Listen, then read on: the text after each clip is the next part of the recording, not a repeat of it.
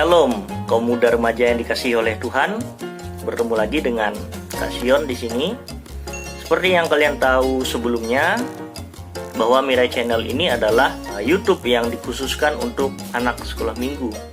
Tapi ada beberapa permintaan dari teman-teman kita yang mengatakan bahwa, Kak, buatin dong untuk kaum muda.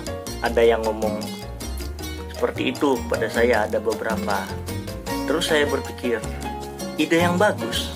Karena apa? Karena sesuai dengan nama channel ini, yaitu Mirai Channel, seperti yang sudah saya jelaskan sebelumnya di video pertama, yaitu Welcome to Mirai Channel. Mirai Channel ini artinya channel yang dikhususkan untuk para penerus-penerus bangsa, yaitu generasi-generasi masa depan. Karena kata Mirai sendiri adalah kata yang berasal dari bahasa Jepang yang artinya masa depan. Jadi tidak ada salahnya kalau channel ini juga dibuatkan untuk anak-anak kaum muda remaja. Nah, video ini saya buat tepat pada tanggal 9 Juni 2020. Jam di sini menunjukkan 00.24. Ya, jadi hari ini saya putuskan untuk membuat video ini karena puji Tuhan, Tuhan menambahkan umur saya yang ke-23 tahun. Jadi masih 23 ya teman-teman, jadi masih sangat muda. Nah, untuk mengawali video pertama kita dan sekaligus spesial di hari ulang tahun saya ingin berbagi atau sharing kebenaran firman Tuhan pada kita sekalian. Langsung saja kita buka Alkitab kita dari Roma pasal yang ke-11 ayat yang ke-36. Roma pasal yang ke-11 ayat yang ke-36. Kalau sudah ketemu, saya rindu teman-teman kaum muda remaja juga ikut membaca di dalam rumah masing-masing. Sebab segala sesuatu adalah dari Dia dan oleh Dia dan kepada Dia. Bagi Dialah kemuliaan sampai selama-lamanya. Rekan-rekan kaum muda yang dikasihi oleh Tuhan, hari-hari ini saya sungguh-sungguh menyadari bahwa hidup ini semata-mata hanya karena kemurahan Tuhan. Tuhan menciptakan saya, Tuhan memberikan saya nafas kehidupan secara khusus sampai pada saat hari ini. Saya menyadari sungguh-sungguh hanya karena kemurahan Tuhan. Ayat yang sudah kita baca mengatakan bahwa segala sesuatu itu berasal dari Dia, oleh Dia, dan untuk Dia. Segala sesuatu, termasuk saya dan teman-teman semuanya. Nah, biasanya di zaman pemilu kita sering dengar istilah seperti ini ya, dari rakyat, oleh rakyat, untuk rakyat. Tapi pada kenyataannya sering terjadi dari rakyat, oleh rakyat, untuk dompet saya. Itu yang sering terjadi. Waduh, menyedihkan sekali ya keadaan di Indonesia ini, sama seperti janjinya Dia yang katanya setia dengan kita tapi jalan dengan yang lainnya. Aduh. Nah, berbicara tentang kitab Roma ini ditulis oleh seorang rasul yang sangat terkenal. Dia adalah penulis Alkitab terbanyak. Namanya adalah Rasul Paulus. Tentu kalian semua mengetahui hal itu. Dalam penulisan surat Roma ini, Rasul Paulus menuliskan dengan sangat luar biasa mengenai prinsip-prinsip teologi dan juga hal-hal praktis yang harus dilakukan. Nah, kalau kita melihat penulisan surat Roma ini terbagi menjadi dua bagian. Bagian yang pertama itu pasal yang pertama sampai pasal yang ke-11 itu merupakan teori-teori dari teologinya Paulus. Dia jabarkan semua di situ. Ada tentang dosa, ada tentang kasih karunia, dan lain sebagainya.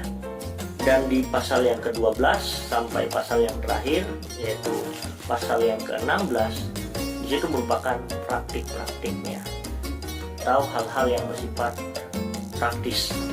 Nah, di ayat yang kita baca tadi di ayat yang ke-36 itu merupakan penutup dari teori-teori teologinya Paulus untuk masuk ke dalam hal-hal praktisnya. Nah, menarik sekali ayat ini mengatakan sebab segala sesuatu, sekali lagi, segala sesuatu adalah dari Dia. Jadi yang harus kita sadari pertama bahwa hidup kita ini dari Tuhan. Saya berbicara mengenai kehidupan kita ya, khususnya kehidupan kita.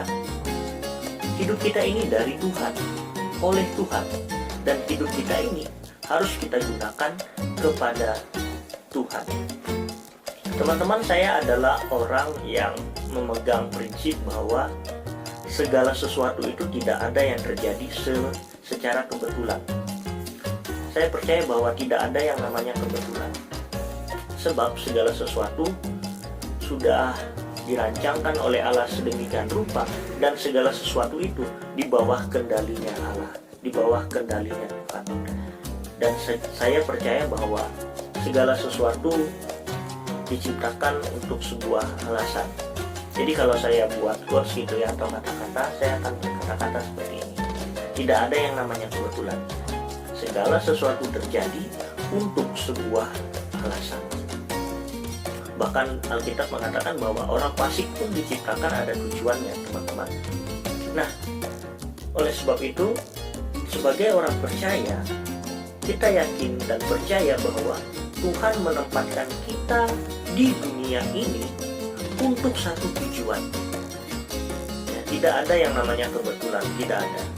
Tuhan menempatkan kita di dunia ini bukan karena kebetulan, tetapi karena Tuhan punya tujuan di dalam hidup kita. Kalau Tuhan masih mempercayakan kita masih hidup sampai saat ini, itu karena kemurahan Tuhan. Kenapa? Karena Tuhan punya tujuan dalam hidup. Apa itu? Hidup kita dikatakan di sini karena hidup kita itu dari Tuhan, oleh Tuhan, maka hidup kita ini harus digunakan untuk Tuhan, harus diberikan sepenuhnya kepada Tuhan.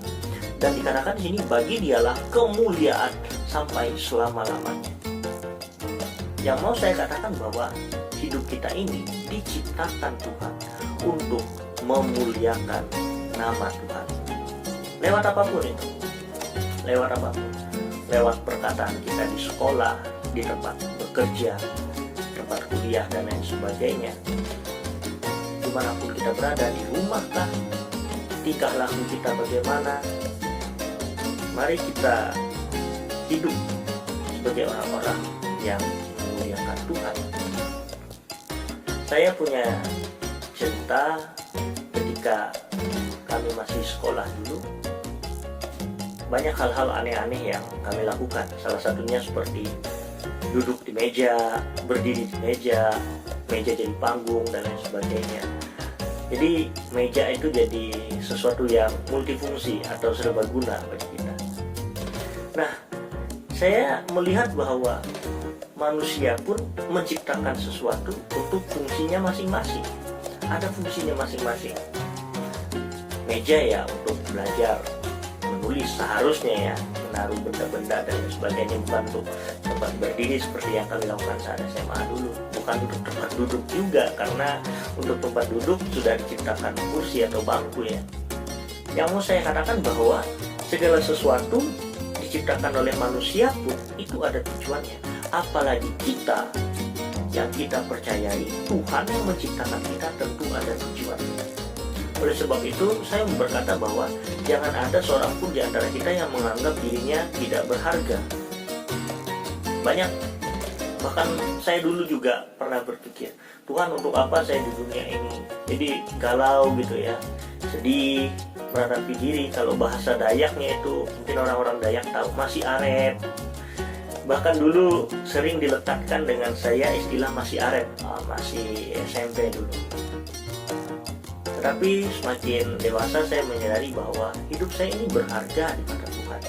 Tuhan menciptakan saya bukan asal-asalan, dan saya juga bukan produk gagal. Saya percaya hal itu, dan kita juga harus mempercayai hal itu. Kita semua diciptakan Tuhan sungguh sangat istimewa, dan Tuhan mempunyai tujuan dalam hidup kita untuk memuliakan Tuhan. Jadi gunakan apa yang ada padamu, apa yang bisa kamu lakukan untuk mengerjakan pekerjaan Tuhan yang memuliakan nama Tuhan. Sekali lagi, mengerjakan pekerjaan Tuhan untuk memuliakan nama Tuhan.